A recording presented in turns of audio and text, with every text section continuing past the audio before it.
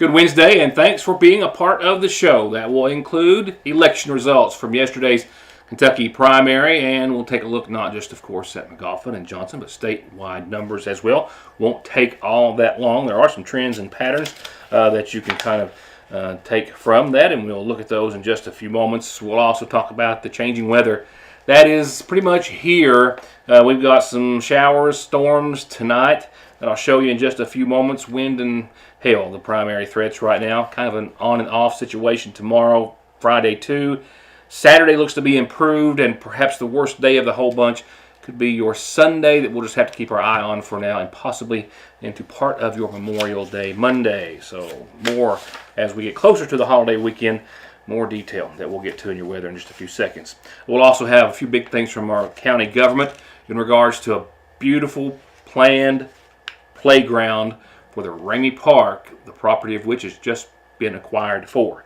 And we'll talk about branding and how it can only be successful with your help. From around other parts of Kentucky, before we get to our local headlines, the Powell County Democratic Party today confirmed the death of a former judge executive, 48-year-old James D. Anderson, who was unloading storm drain tiles from a lowboy trailer. He somehow fell off, struck the ground, and was taken to the St. Joe Hospital in London, but after life-saving efforts failed, was pronounced dead at the scene, or dead at the hospital, I should say, by the Laurel County Coroner's Office. No other details were given. The accident, I do know, happened in Jackson County just shortly after 11 o'clock yesterday morning. A drug-induced shooting in nearby Martin. A man hallucinating, he opened fire in the Martin Save-A-Lot parking lot in Floyd County yesterday evening around 8 o'clock. 23-year-old Blake Raines of Martin has been identified as being the one who admitted to firing his gun in the parking lot. He said he was doing so because he was defending himself from a gang of people who were trying to kill him, even though people on scene told police that there was no one else in the parking lot threatening him or besides him at the time. And one of the people that he actually told police who was trying to kill him, they confirmed, was incarcerated in the jail at that very time. He was showing signs of being seriously under the influence and hallucinating. He was charged with public intoxication of drugs and wanton endangerment in the first degree. Election results. That's where we'll go now. Voter turnout for yesterday's primary, even lower than the dismal number I was hoping for. The Kentucky Secretary of State's office, Michael Adams, saying that about 13% of Kentucky's voters got out yesterday and voted. That's over 440,000 people going to the polls, which is a bit of improvement, if you will, if you go to the most recent race, which was more than 12 years ago, that had a similar size ballot. It was pretty much a presidential primary yesterday. There were some other races on other ballots throughout Kentucky. In McGoffin County, the Hal Rogers race, where he is unopposed after securing yesterday's party nomination later on in the fall, is the only other option that McGoffin County voters had. Other than that, it was the U.S. presidential Republican primary and that for the Democratic primary. And, of course, both candidates, Donald Trump and Joe Biden, have already secured enough delegates to be their nominee when they formally make that call later on in the year. Nevertheless, as far as the state of Kentucky is concerned, Donald Trump received 85% of the votes from Republicans in yesterday's primary. Nikki Haley received 16,000, or 6% to his 85. The number of uncommitted on the Republican ballot, 9,000 votes, or 4%. While on the Democratic ballot, Joe Biden received 71% of the Democrat votes cast yesterday, totaling about 131,000 statewide. The uncommitted vote is interesting. It came in at just under 33,000, or 18% of the vote. There were other challengers on the Democratic ballot yesterday. However, they received fewer votes than those in the uncommitted vote, which again was 18%.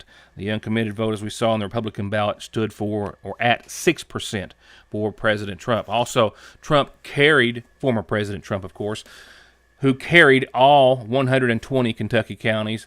In the Democratic primary, Biden carried all but 7, with Marianne Williamson actually carrying Floyd, Knott, Breathitt, Wolf, Robertson, Ballard, and Union counties in the state of Kentucky, carrying those 7 counties, however, finishing third behind the second place number of uncommitted. Breaking the race down to Magoffin and Johnson counties here in Magoffin County, 96% of Republicans voting cast their votes, 603 votes cast for Donald Trump, 14 votes or 2% for Nikki Haley. We had an uncommitted vote here in Magoffin County of 4 votes or right around 1%. On the Republican ballot in Johnson County, 93% or about 1,833 voters voting for former President Trump, 3% for Nikki Haley. And unlike other trends, they actually selected a third candidate, Ron DeSantis, with 35 votes or 2% uncommitted coming in behind that.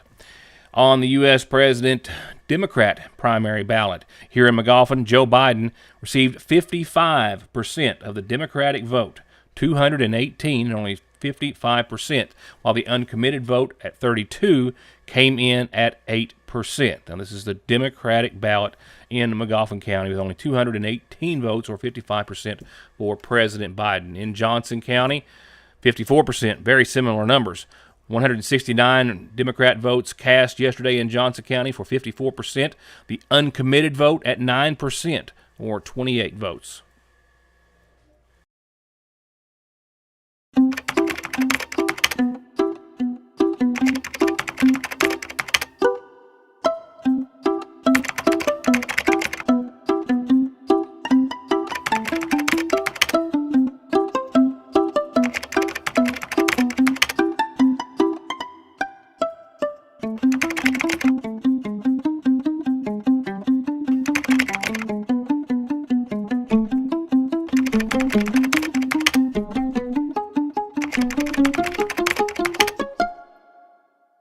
Raise your hands. Who thinks math is hard? Now, who thinks feeding a family of 4, 6, 8, or 10 is even harder? Well, so do we. Welcome to Math and a Meal Made Easy. Did you know you can get a family meal deal at your Sayersville Lee's for as low as $4.61 a person with bone-in chicken, $4.15 a person with our famous strips? That's chicken sides and biscuits. Count to 100? Thank a math teacher. Feed a family for less? Come to your Sayersville Lee's. Spring isn't the only season here. It's also senior season. It's a season for love, a season for Jesus, and a season to shop local at the Seasonal Shop with spring colors, styles, and fashions by Charlie Page and Simply Southern, and more of your favorites, new arrivals in bags and totes and jewelry and more. And they've got everything lemon lavender, spa essentials for a little at-home pampering. And from simple to chinoiserie, must-see home decor is at the Seasonal Shop in downtown Sayersville. You ready to graduate? Yeah, I'm so ready to go. I can't believe we're graduating, guys. Well, at least this won't be the last time we see each other. Yes, we'll all be together again at our 10-year class reunion. And I can't wait. Come on, guys. Let's take a picture so we'll have it at our class reunion. 3, 2, 1.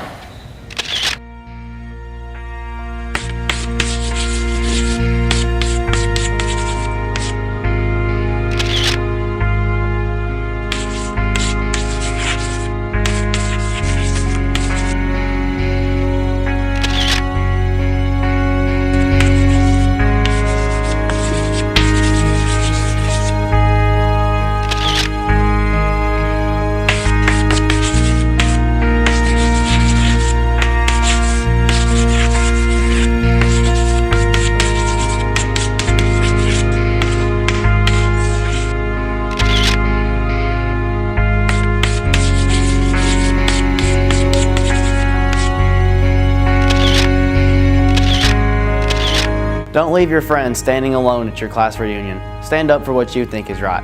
Say no to drugs. Choosing our future, staying drug-free.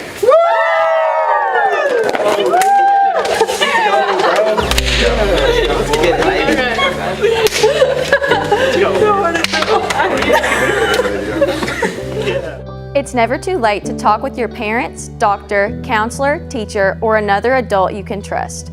For more information on drug prevention and treatment options, contact the Magoffin County Health Department at 606-349-6212.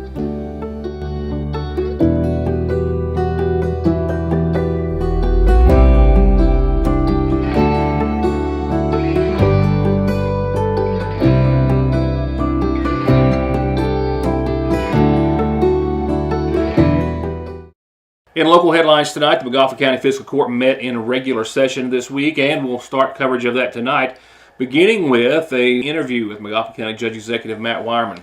An announcement during that meeting in which the county has acquired, now officially as of today, a parcel of property adjacent to the Ramey Park, which will forever, I know that's a big word when you're talking about flooding, but it will forever be out of the floodplain and floodway, and will make way for a new, what could potentially be up to a $500,000 playground facility for everyone. The piece of property would sit, say, if you pull down the ramp into the Ramey Park and go left all the way to the end where the softball field is, and then to the left of it, kind of up in the backyard of the Dixie residential area, if you will. The purchase of that parcel of property actually made possible by a family trust of a member of Magoffin County Deputy Judge Executive Kevin Howard's family. We'll talk more about that later, as there's going to be a special recognition of that to take place. But for tonight, the property has already been deeded over to the county with plans for the construction of a beautiful, very big new playground. It's almost an acre of property, for construction of that to begin this fall, maybe early next spring.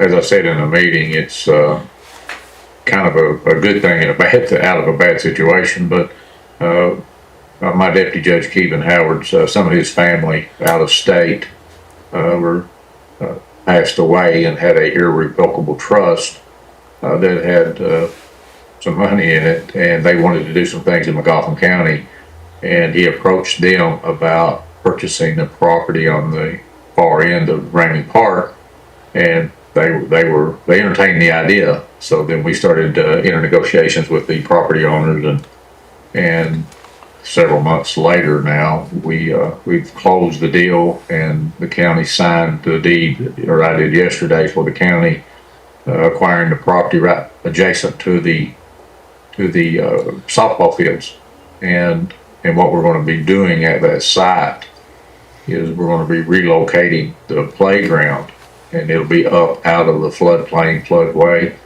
and we're going to make one of those all-inclusive with a poured surface for safety, and hopefully be a show place for the park in the region.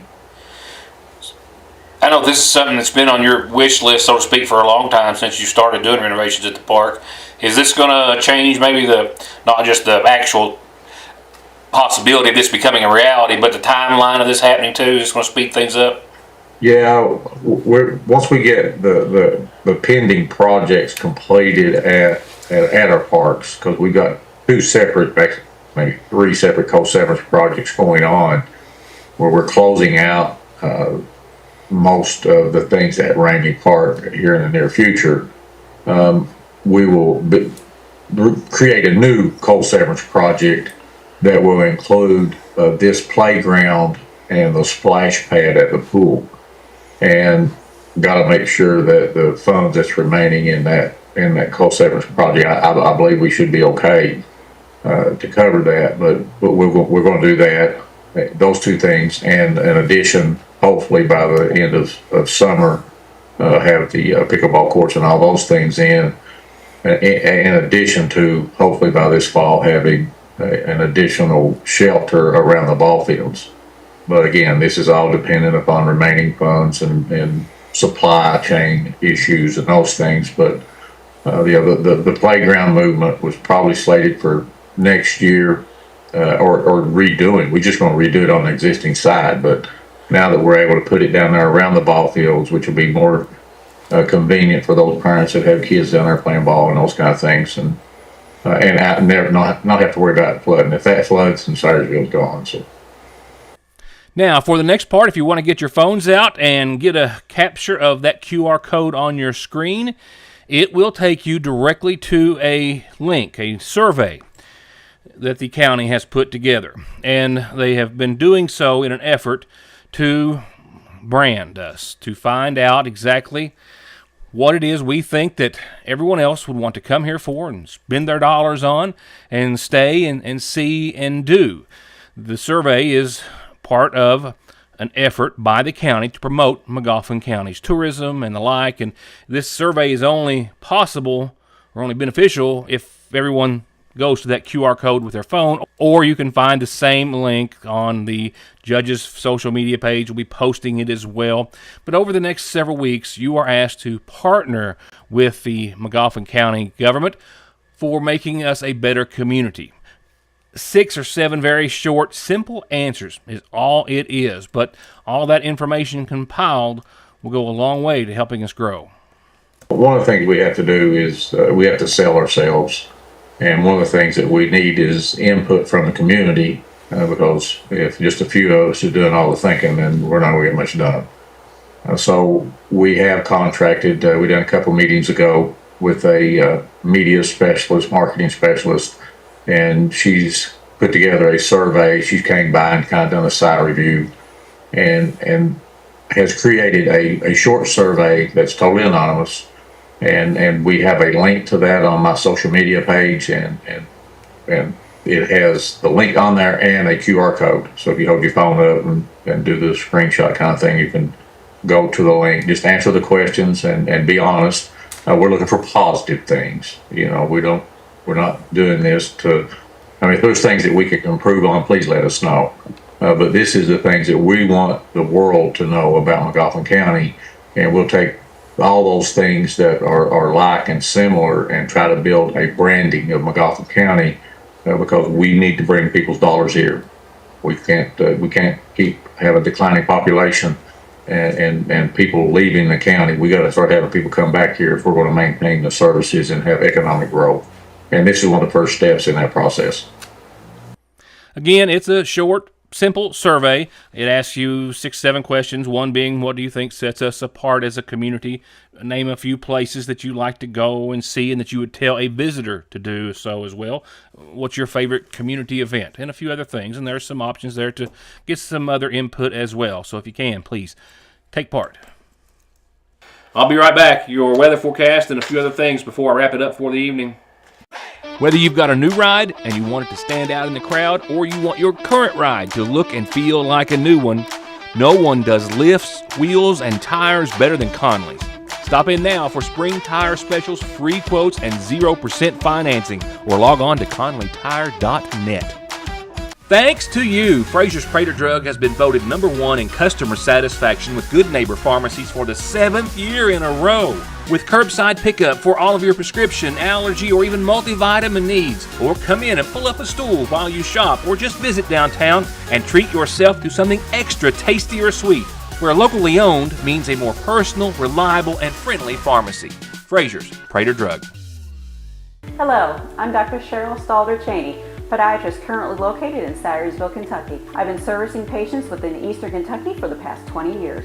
Our feet are the foundation for everything we do, and whether you're suffering from fractures or injuries, need custom orthotics, diabetic foot care, sports medicine, heel pain, wound care, or anything else foot related, relief is just one step away. There are several risk factors that may put a patient at risk for heart disease. Especially people who have diabetes or hypertension or high cholesterol and have a family history of heart disease. Neglecting to see a cardiologist can put you in trouble. You may develop problems that may not be reversible. We see many people who do not have an actual diagnosis of a heart problem, but may be at risk of heart disease, and we do whatever we can to help mitigate that risk to help prevent disease in the future. ARH, more for Appalachia. I believe in Kentucky. I believe in Kentucky. I believe in small town values. And mom and dad and the things they handed down. I believe some of the best people in the world are farmers. I believe in insurance that protects families, homes, and cars. I believe in always finding a way to do what you love. I am Kentucky. I am Kentucky. I am Kentucky. Someone dies in the U.S. every 7 minutes from an overdose, and over half of the population gets or takes pills from a friend or relative. and about 46 million and counting are exposed to narcotics in their drinking water. So don't toss them, flush them, or leave them lying around. Safely dispose of your unneeded meds anytime at Parkway Pharmacy, where you can always talk to a pharmacist when you need one. All right, here we're looking at radar. If you're catching the early show, showing just a few moments what was just about to make its way into the downtown Sagersville area. It's the first of what will be some light to moderate showers and maybe a few thunderstorms as well during the next few hours. Not much doubt about that. We're going to pick up some rain tonight, and of course that's going to be the situation from here on out, off and on throughout your 7-day. Remember, it is some showers and storms tonight, west to east. Wind and hail, primary threats.